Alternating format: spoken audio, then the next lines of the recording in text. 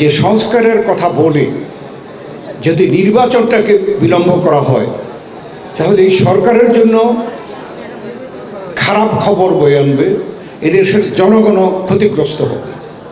অতএব সংস্কার শুরু করেন, আমরাও সমর্থন করব, কিন্তু সর্বাধিক গুরুত্ব দিতে হবে নির্বাচনকে। নির্বাচনের রোডম্যাপ দেন। জনগণ যখন রোডম্যাপ দেখবে তখন জনগণ নির্বাচনমুখী হয়ে যাবে। আর নির্বাচনমুখী হইলে এদেশে কোনো ষড়যন্ত্র এদেশে করা সম্ভব হবে না। তারা কিন্তু জিয়াউর রহমানকে ষড়যন্ত্র করে হত্যা করেছে, তারপরে এদেশে আবার গণতন্ত্র হরণ হয়েছে, এরশাদ করেছে। এদেশের মানুষ, ছাত্র জনতা আবার আন্দোলন করে এবং গণ অভ্যুত্থানের মাধ্যমে এরশাদকে বিদায় করেছে।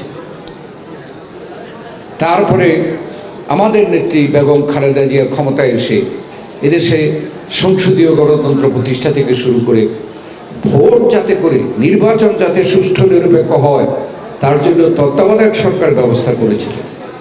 এবং আপনারা সকলেই জানেন তত্ত্বাবধায়ক সরকারের অধীনে ৩টা নির্বাচন, ৯১ নির্বাচন এদেশের জনগণ বিএনপিকে ক্ষমতায় বসেছিল, বেগম খালেদা জিয়াকে প্রধানমন্ত্রী করেছিল।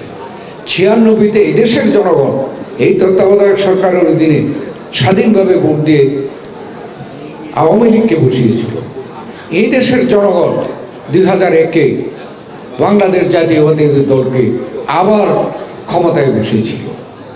তাইলে আমাদের কাছে প্রমাণ যে দেশের মানুষ যদি ভোট দেওয়ার স্বাধীনতা পায় তাহলে এই মানুষই তারা সরকার বদল করতে পারে। যে সরকার এই ভোটকে বাধাগ্রস্ত করে, এইটাও প্রমাণ আছে যে সেই ক্ষেত্রে দুইবার এদেশের জনগণ, ছাত্র জনতা আন্দোলনের মাধ্যমে, গণ অভ্যুত্থানের মাধ্যমে এরশাদের পতন ঘটেছে এবং শেখ হাসিনাকে শুধু পতন নয়, এদেশ থেকে তাকে পালাতে বাধ্য করেছে। অতএব আমি যে পয়েন্টটা বলতে চাই যে আজকে যে ব্যাপারে আমরা আলোচনা করছি, যে স্বাধীনতার জন্য আমাদের বুদ্ধিজীবীরা পর্যন্ত প্রাণ দিয়ে গেছে, আর তো পুরা মুক্তিযুদ্ধে তো লাখো লাখো শহীদ প্রাণ দিয়েছে। যে উদ্দেশ্যগুলো ছিল সেই উদ্দেশ্যগুলো আমরা এই ষড়যন্ত্রের কারণে আমরা কিন্তু বাস্তবায়ন করতে পারিনি। মানুষ চায় গণতন্ত্র পুনরুদ্ধার, মানুষ চায় স্বাধীনতার সার্বভৌমকে অত্যন্ত শক্তিশালী রাখা, মানুষ চায় অর্থনৈতিকভাবে মুক্তি, মানুষ চায় শান্তিপূর্ণভাবে দেশে বসবাস করা। আজকে যারা পতিত সরকার তারা আজকে বিদেশে বসে, দেশে বসে তারা ষড়যন্ত্র করছে। আমরা শুধু এটাই বলতে চাই এই বুদ্ধিজীবী দিবসে যে অতীতে ষড়যন্ত্র হয়েছে, কিন্তু এই দেশের জনগণ সেই ষড়যন্ত্রকে মোকাবেলা করেছে, ভোটের মাধ্যমেও করেছে, গণ অভ্যুত্থানের মাধ্যমেও করেছে।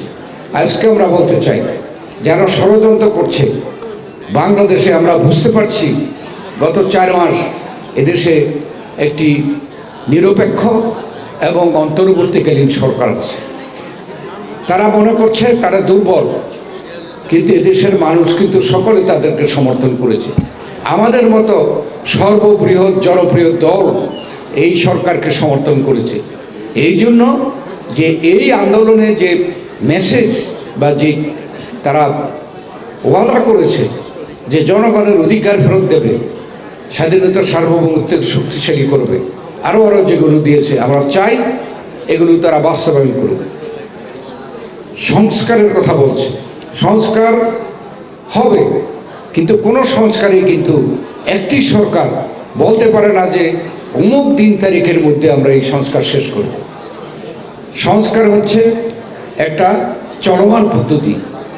আমরা তাদেরকে আহ্বান জানিয়েছি আপনারা সংস্কারের প্রস্তাব দেন, আপনারা যা পারবেন না ভবিষ্যতে জনগণের সরকারে সেটা বাস্তবায়ন করবে। আর সংস্কারে দেশের মানুষ চায়, বারবার প্রমাণ করেছে।